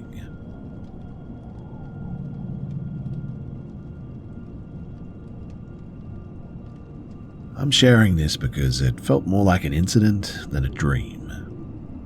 So I'm 25 and I have a younger brother who is 18. We were both living in Glasgow at the time, and the event happened in early autumn, around 2 in the morning, after a family dinner. The night started normally. My brother and I went out to eat with some relatives and a few people that our family had recently met. A young woman introduced herself to our table, and then she directly greeted my brother. He didn't respond though. He didn't even look up. I spoke for him because he seemed distracted and sort of uncomfortable, and I tried to make it socially normal. Anyway, after dinner we took the bus home and I teased him about ignoring the girl, trying to keep the mood light. He was clearly annoyed by this, but he didn't react aggressively. The conversation was pretty casual, similar to how we normally speak when we're just joking. While we were on the bus, I felt a sudden sense of dread though, which just sort of came out of nowhere. The driver was a man in his early 30s with long hair and a lazy manner. He was driving aggressively and seemed really distracted. Without warning too, the bus hit a small car ahead of us. The car disappeared out of view, but the bus didn't slow down. I looked at my brother and he was visibly frightened too. Then I looked forward and saw a rear of a large truck directly in our path. It appeared as though we were about to hit it as well because it was stationary and we were moving at pretty high speed. The collision almost happened instantly. Everything went dark and I experienced a sensation of uncontrolled spinning, like being thrown around inside of a confined space. I repeated my brother's name over and over, and it wasn't emotional or dramatic, more survival instinct, I guess. The impact continued for like several seconds though, with my body moving violently and repeatedly against the interior of the bus. At some point though, I woke up inside of the same scene. The pain felt real but muted, like it was happening through a barrier, and I could sense broken ribs and a fractured left arm. My legs were unresponsive and my mouth tasted metallic.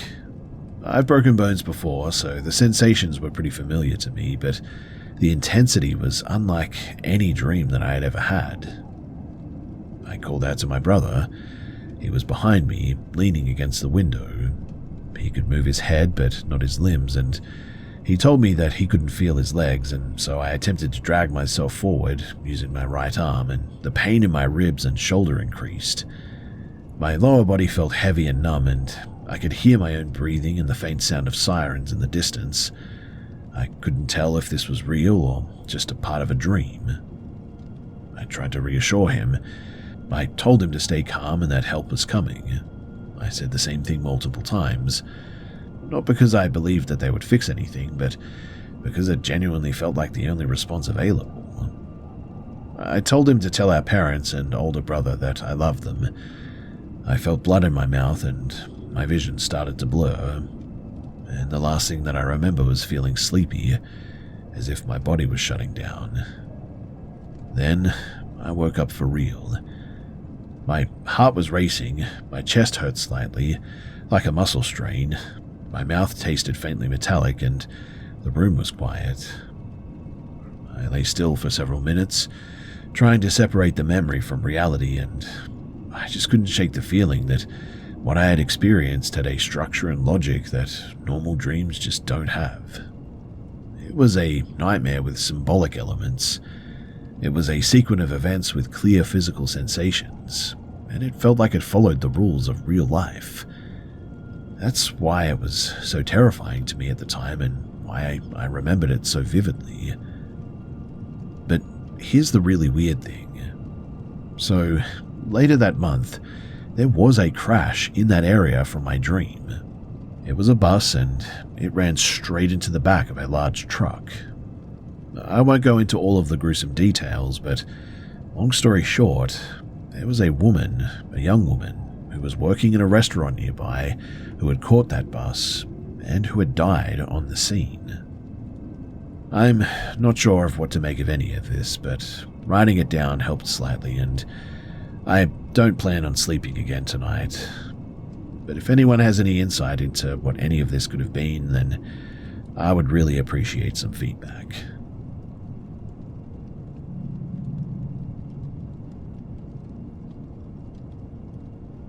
This happened in February of 2020. I live in the central Arkansas area for reference too. So my buddy's grandparents owned some farmland about 15 to 20 minutes outside of our town, and we would regularly spend the night out there on weekends with some of our other friends. We would make a fire, drink, etc. And this particular weekend, it was just him and I. It was pretty dark by the time that we got there, but it was the standard fare. We had decided to set up the fire on the dirt path that ran from my friend's grandparents' house through their field to the woods. but this day we built the fire closer to the middle of the field. Not long after we get the fire started, we sit down and get some music going and crack open our first beers. He turns off the music and notices something in the sky behind me. My back was facing the woods, so I turned to look. There was a bright light in the sky above the tree line. I wasn't too weirded out by this, and neither was he. However, I had never seen a star that bright before. I opened up his stargazer app on my phone that I had had forever, thinking that we were close to a planet or something. But before I could even point my phone in that direction, the star suddenly moved. At this point, we both froze. The light moved quickly and smoothly to the right, without any bobs or waves or anything, and was utterly silent.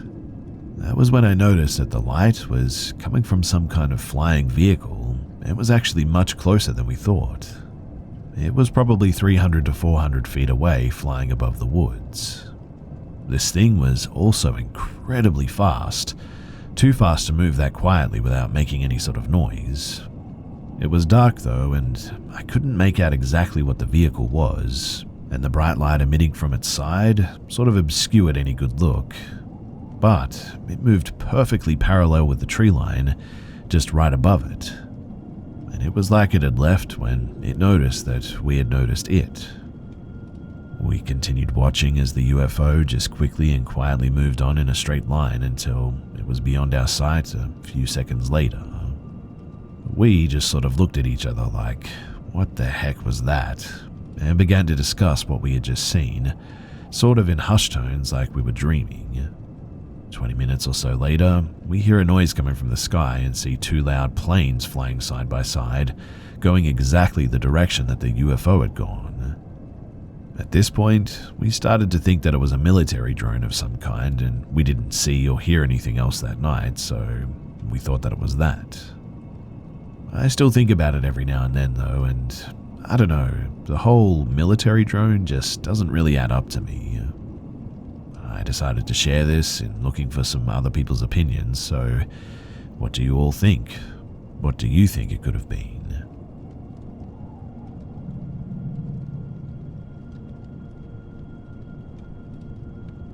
When I was 16 and my sister was 14, we used to go to our grandma's house every day after school to take care of her barn cats. And before we went, we always stopped at this one and only little grocery store in our town, and we would get a soda and some little Debbie cakes and dispose of the evidence in the barn burn barrels so our parents wouldn't get mad. One day though, we were in the store and my sister and I were at opposite ends of an aisle. I went to walk around to the next and I was looking down at the floor like I always do. I have social anxiety and I avoid eye contact at all costs. So I saw a pair of worn brown boots first, work boots like all the men in town wore. Nothing crazy, but then I saw jeans worn too. And it felt like slow motion, but then I saw the hands, swollen, bulbous and wet, pale white like a dead body. I immediately felt chills run down my spine and I continued looking up. It felt like slow motion, but I saw this button-down red flannel shirt. And then that was when I saw his face. It was like it was melting. His mouth was just a black hole, and I believe his eyes were too. I didn't look for more than half a second before my flight instinct forced me to turn around and walk back down the aisle. I wanted to run, but I was so scared that he would chase me if I ran, so I very purposely kept my regular pace and walked to my sister before I turned around to make sure that he wasn't following me. Thankfully, he wasn't. I told my sister, "You need to go down the aisle and look to your left right now." She was laughing, thinking that it was a cute boy or something like that, and I'm like, "Dude, no, I'm being serious, you need to look." So she walked down and I stayed a few paces behind her. When she reached the end of the aisle, she froze, staring in front of her like she was seeing a ghost. Her fear response was to freeze, and I said her name and she didn't react. She was completely frozen at this stage. I tried again and she didn't answer, so in the end I grabbed her arm and yanked her, and we both ran as fast as we could back down the aisle and to the other side of the store. We were both shaking by this point, I asked her what she saw, and she described exactly what I had seen. Whatever it was not human. There is no way that anybody could ever convince me that it was. And the energy around it was so foul and rotten. We had both had experiences with the paranormal before, but genuinely, it was nothing like this. We looked around to see if anyone else was scared, but everyone else was just being normal, like they hadn't even seen it. I told her that we should ask them to check the cameras, but she said no way that they would let us, and they'd probably just call us crazy. I knew that she was right about that too, so in the end we just left. Then that night, she woke up and saw it, standing in a doorway, so she squeezed her eyes shut and didn't open them until morning apparently. I never saw it again personally, and I'm convinced that the second time that she saw it, it must have been sleep paralysis, a nightmare or hallucination from the fear that she'd felt earlier. We went to Catholic school at the time, and so my sister was so affected by this that she went to speak to the parish priest. Unfortunately, he was no help at all. He said people in our state, or we went to a school in the next state over, are crazy, and it was probably just a guy in a mask or something. And if I have ever been sure about anything in my life, I know that it was not a mask. I know that. I don't know what it was, but whatever it is, it wasn't human. To this day, my sister cannot speak about it. It affected her a lot, and she's scared to talk about it because she's worried that it might draw it back towards her. I don't really know why I'm sharing this, but I guess because I need to talk to someone about it. Because the only person who would actually believe me, because she saw it too, she just cannot talk about it. So please, do let me know what your thoughts are about this, because I need to talk to someone.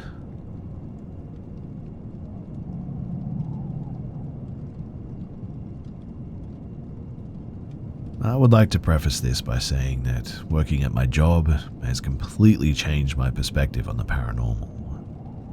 For context, I work at a vintage store that specializes in old antique Western American artifacts. The store is located in a wealthy part of the state, where a lot of wealthy people buy in bulk to decorate their second and third homes.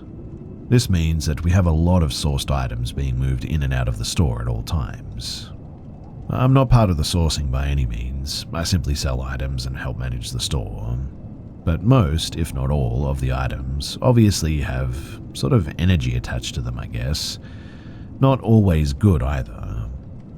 Within 3 months of working there too, I knew that it was haunted, and that the resident spirits had taken a liking to me. With the coming and going of items, certain energies and events occur and stop too.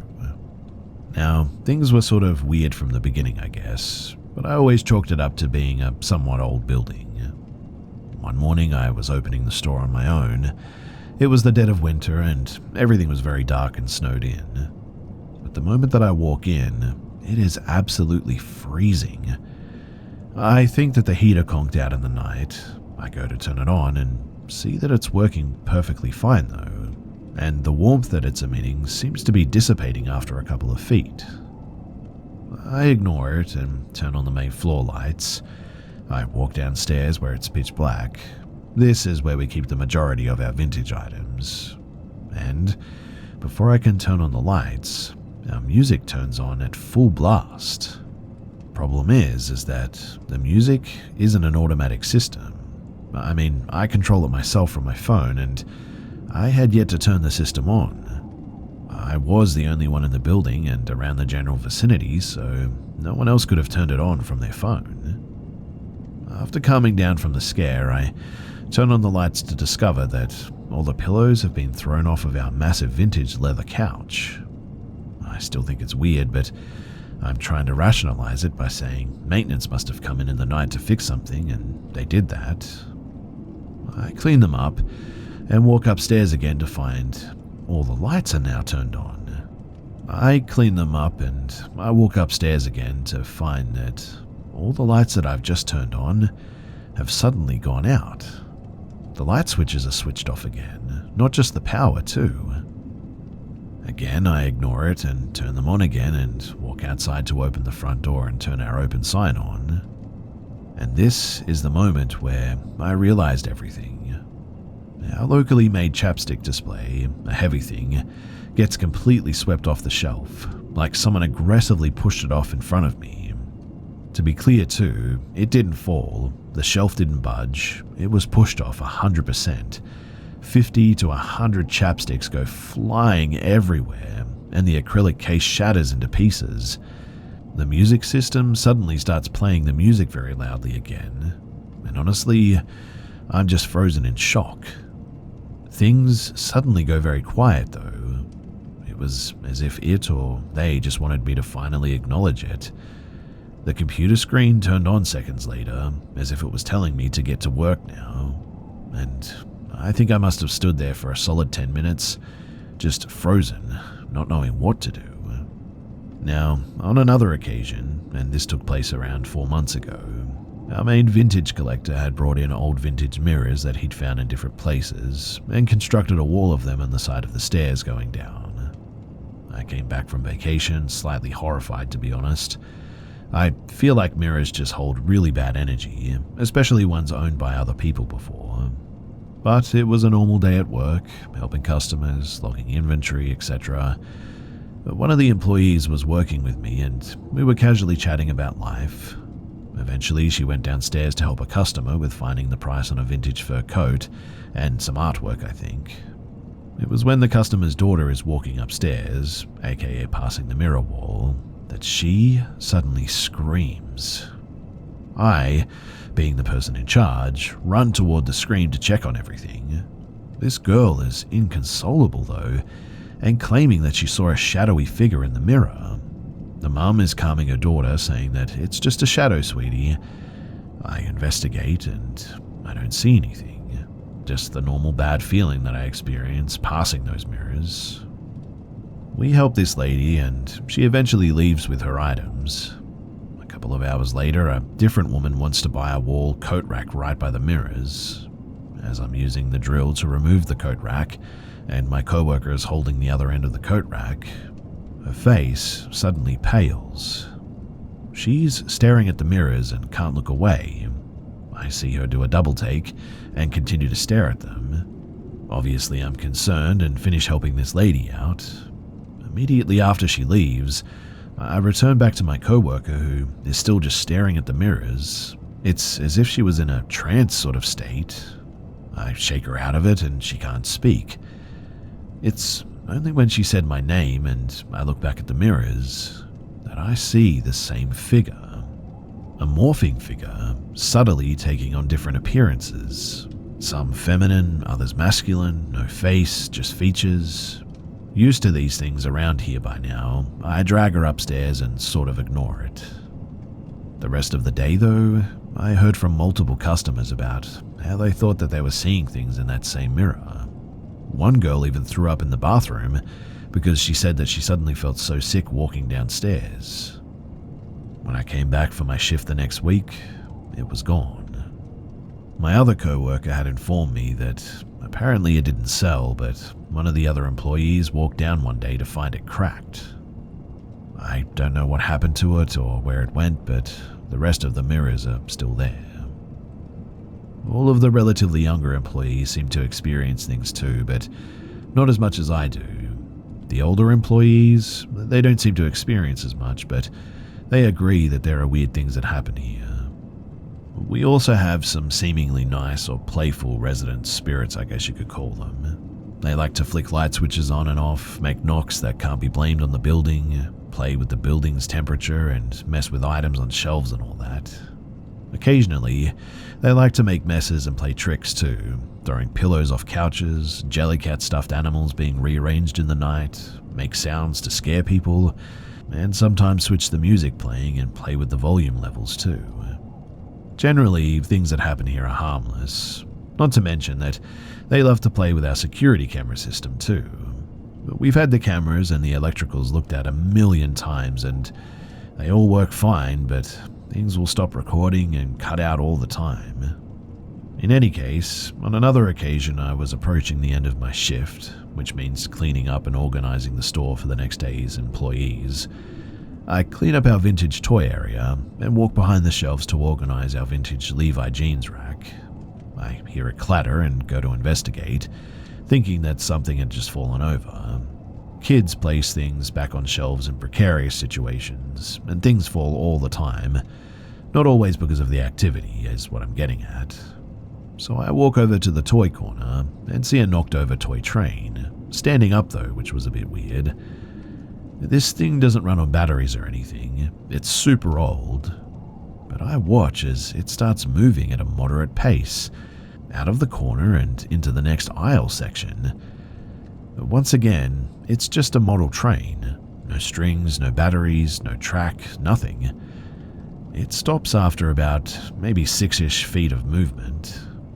After my initial internal screaming, I decide to leave it there for whatever is moving it. I hesitantly ignore it and go back to cleaning. No more sound or movement, and right before I close up, I put the train back on the shelf.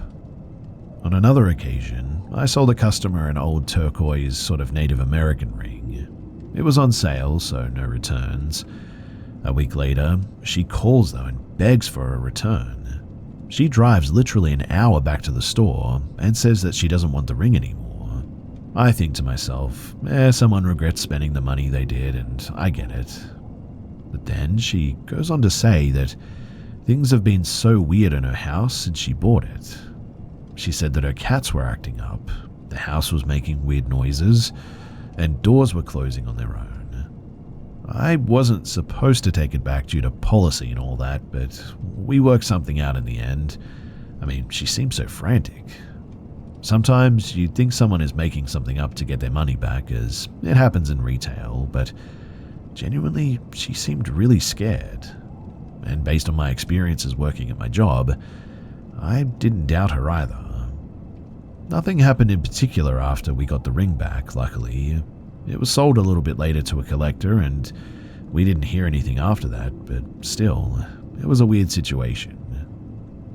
Now, this story is not my own. It's actually my friend's who was visiting at the time. She came to visit me at work. She wanted to try on some vintage clothing, so she goes into the dressing room to try it on. While she's doing that, I go into the next room over to show a customer the bathroom.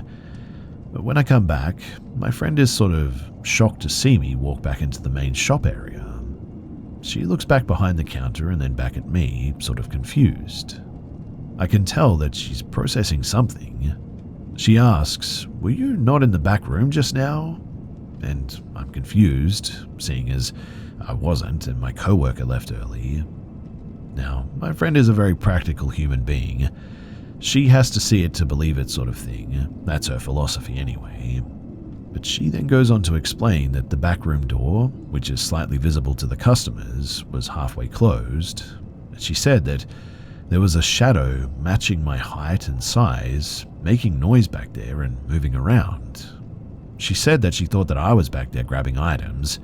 She said that she thought that she heard me respond and say "aha" too at one point. Mind you, nobody else was back there and no other customers had come in at that point. When I went to take a look, the figure back there, or whatever it was now long gone. Nothing seemed out of place, but she was absolutely convinced that I must have been back there. Anyway, these are just some of the experiences from this place, and like I said, this place has changed my perspective on things for good, and I don't think I'll ever be the same after working here.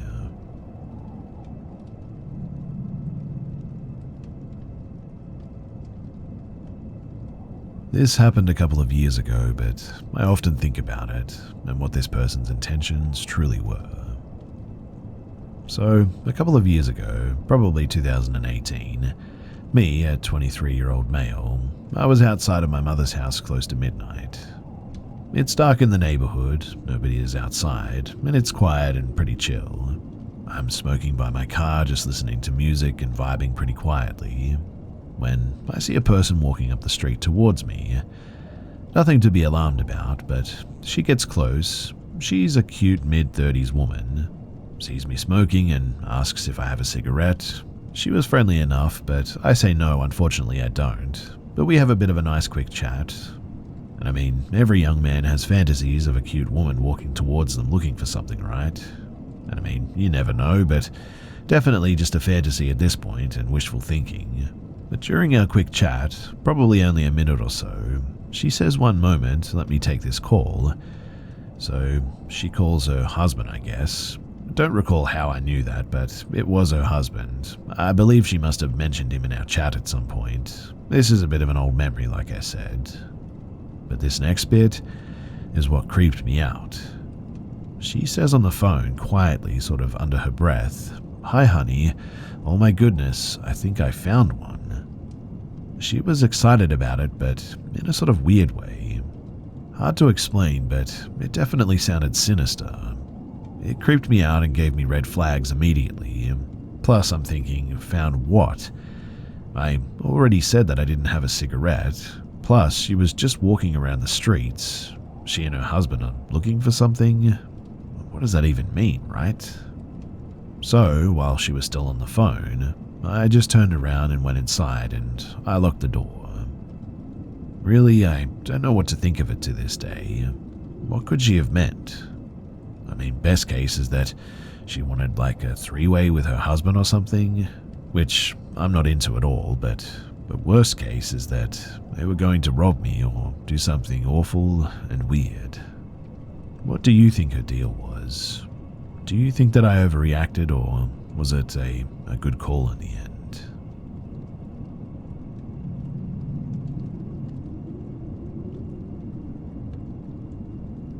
When I was about 3 years old, I'm 41 now, my family, mum, stepdad, older sister and I, moved into a rental home in a nice neighborhood within our small town. It was a 3-bedroom, 2-bath house, and was way bigger than the house that we came from. However, even though I finally had my own room, my sister and I decided to continue sharing a room and a bed. I think we both felt a bit weird in the new home, but my mum just figured that we'd shared a room for so many years that we were comfortable and would eventually grow out of it. This incident, it happened when I was between the age of 4 and 5, and my sister, she would have been around 8 or 9. Now, the way our room was set up was our bed was in the corner of the room against the wall, and my sister, she slept close to the inside against the wall, and I slept on the outside. We had an oscillating fan against the wall that aimed toward our feet, and just outside of our door was the hall with the bathroom right across the hall. Now one night, my sister woke up to use the bathroom, and for some reason, I felt the need to wake up and look down by my feet. And standing there, at the foot of the bed, closest to my side, was a dark silhouette of my sister. I couldn't make out any facial features, as it was just a dark void of a silhouette standing still there. I could see the fan rotating from behind her, but noticed the strands of her hair didn't move once the wind hit us. I called her name and got no response. Called her name again and again, but there was no answer or movement. When I looked out into the hallway, I saw the bathroom door closed and the light in the bathroom was on. And as soon as the bathroom door opened, it was gone, and my sister walked into the room. I remember that I was absolutely terrified and began crying. My sister came in and made sure that I was okay, and eventually I must have fallen asleep. My sister eventually came in and she made sure that I was okay, and eventually I must have fallen asleep. But even that young, I remembered the experience the next day, and it would stick with me for all these years.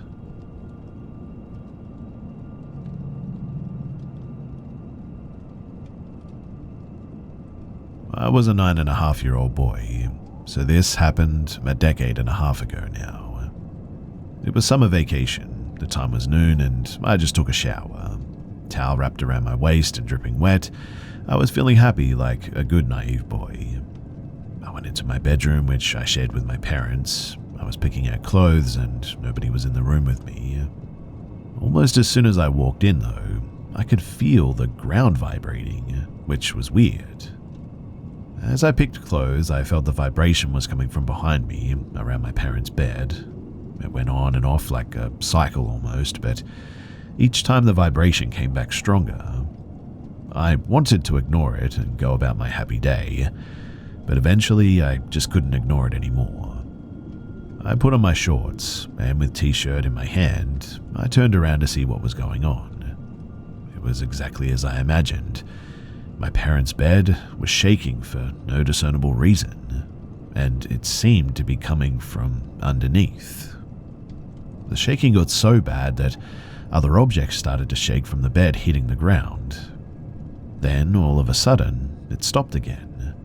But this time, right in front of me, I saw this weird creature crawling out from underneath the bed, about a meter or two away.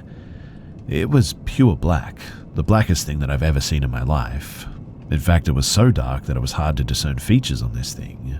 It sort of looked like a goofy 2D object, but it definitely had 2 legs, a torso, 2 arms, and a head.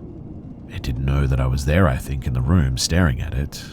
It was about my size, and sort of seemed to look around for a second. At the time, I interpreted that as it brushing its shoulder off after crawling. But then, it suddenly stopped. Its eyes turned to me, and I could see fear almost. It seemed to be scared of me more than I was scared of it. We stared at each other for what felt like an eternity, but was maybe a fraction of a second. Then, without even moving one bit or making any noise, it just disappeared from my existence, like just blinked out of existence. Obviously, I was terrified. I ran out of the room and I told my parents. They came to check what was going on, but in the end I don't know if they believed me or not. My theory is that if it was real, it was an extra-dimensional creature that I saw that day. And yes, after that, my day was completely ruined.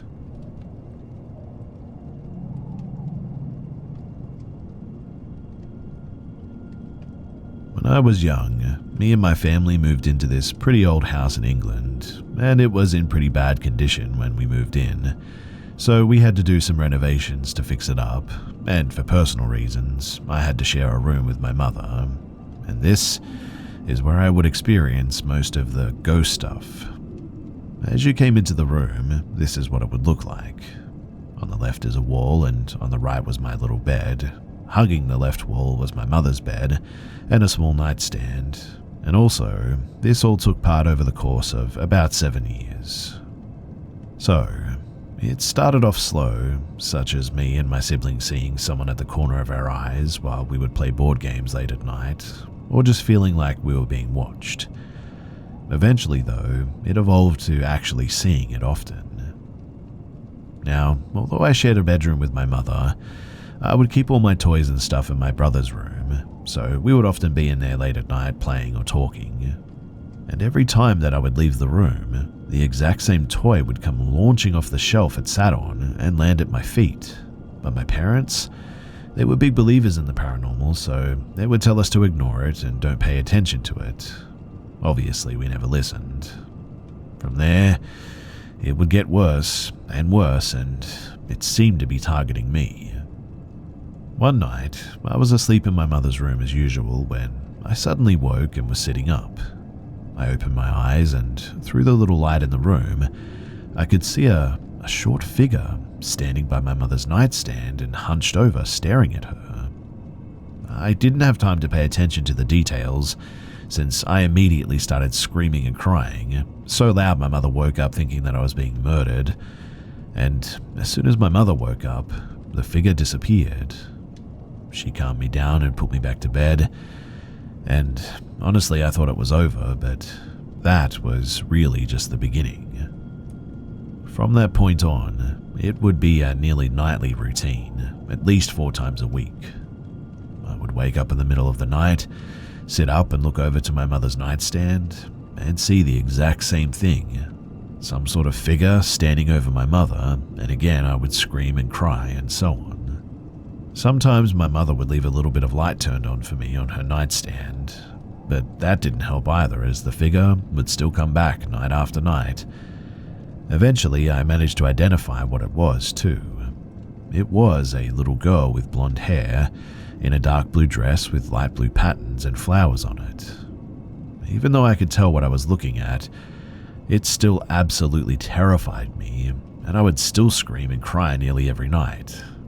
Sometimes it would be in a different spot instead of next to the nightstand, such as standing by the door, looking at me instead of my mother, and sometimes closer to my bed.